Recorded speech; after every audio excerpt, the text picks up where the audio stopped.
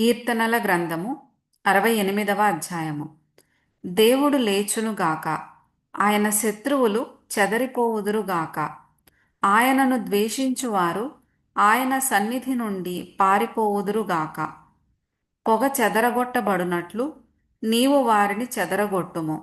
అగ్నికి మైనము కరుగునట్లు భక్తిహీనులు దేవుని సన్నిధికి కరగి నశించుదురుగాక. నీతిమంతులు సంతోషించుదురుగాక, వారు దేవుని సన్నిధిని ఉల్లసించుదురుగాక, వారు మహదానందము పొందుదురుగాక. దేవుని గూర్చి పాడుడి, ఆయన నామమును బట్టి స్తోత్రగానము చేయుడి. వాహనమెక్కి అరణ్యములలో ప్రయాణము చేయు దేవుని కొరకు ఒక రాజమార్గము చేయుడి. యెహోవా అను ఆయన నామమును బట్టి ఆయన సన్నిధిని ప్రహర్షించుడి. తన పరిశుద్ధాలయమందుండు దేవుడు తండ్రి లేని వారికి తండ్రియు విధవరాండ్రకు న్యాయకర్తయునై ఉన్నాడు.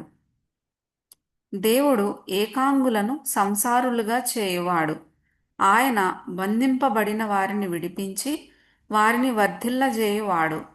విశ్వాసఘాతకులు నిర్జల దేశమందు నివసించుదురు.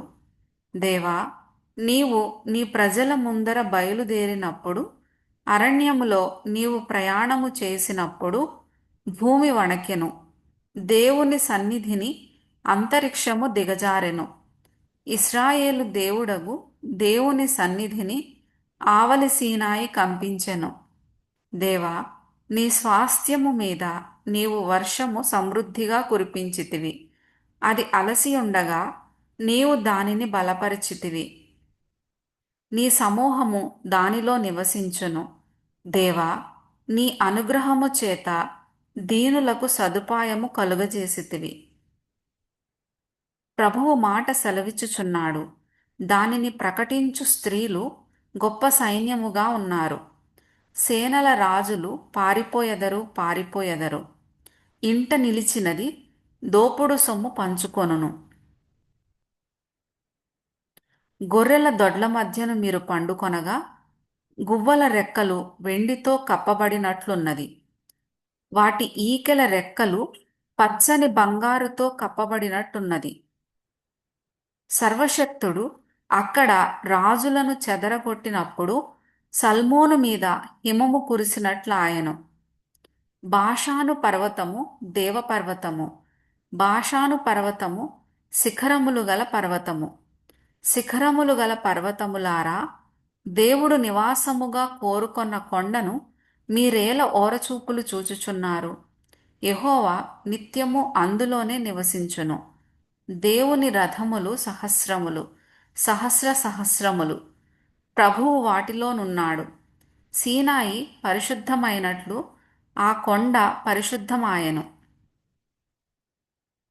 నీవు ఆరోహణం అయితివి, పట్టబడిన వారిని చెరపట్టుకొని పోతివి. మనుష్యుల చేత నీవు కానుకలు తీసుకొని ఉన్నావు. యెహోవా అను దేవుడు అక్కడ నివసించునట్లు విశ్వాసఘాతకుల చేత సహితము నీవు కానుకలు తీసుకొని ఉన్నావు. ప్రభువు స్తుతి నొందునుగాక. అనుదినము ఆయన మా భారము భరించుచున్నాడు. దేవుడే మాకు రక్షణకర్తయై ఉన్నాడు. దేవుడు మా పక్షమున పూర్ణ రక్షణ కలుగజేయు దేవుడై ఉన్నాడు. మరణము తప్పించుట ప్రభువైన యెహోవా వశము.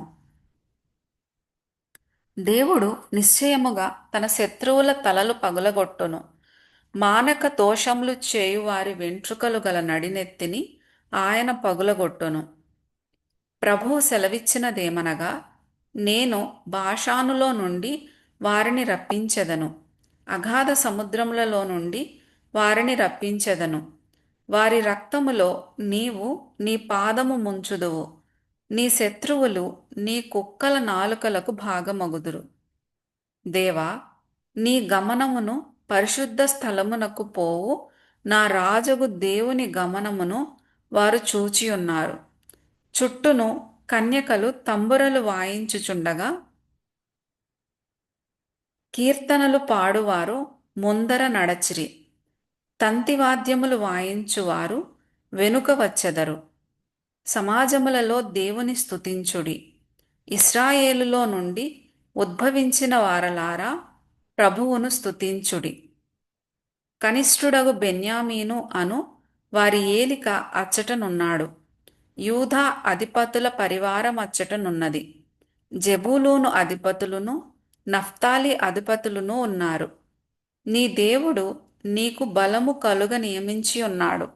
దేవా, నీవు మా కొరకు చేసిన దానిని బలపరచుము. యెరూషలేములోని నీ ఆలయమును బట్టి రాజులు నీ యొద్దకు కానుకలు తెచ్చెదరు. రెల్లులోను మృగమును, ఆబోతుల గుంపును, దూడల వంటి జనములును లొంగి వెండి కడ్డీలను తెచ్చునట్లుగా వాటిని గద్దింపుము. కలహప్రియులను ఆయన చెదరగొట్టి ఉన్నాడు. ఐగుప్తులో నుండి ప్రధానులు వచ్చెదరు. కూషీయులు దేవుని తట్టు తమ చేతులు చాచుకొని పరిగెత్తి వచ్చెదరు. భూరాజ్యములారా, దేవుని గూర్చి పాడుడి, ప్రభువును కీర్తించుడి. అనాదిగానున్న ఆకాశాకాశ వాహనమెక్కువానిని కీర్తించుడి. ఆయన తన స్వరము వినబడజేయును, అది బలమైన స్వరము. దేవునికి బలాతిశయమును ఆరోపించుడి. మహిమోన్నతుడై ఆయన ఇశ్రాయేలు మీద ఏలుచున్నాడు.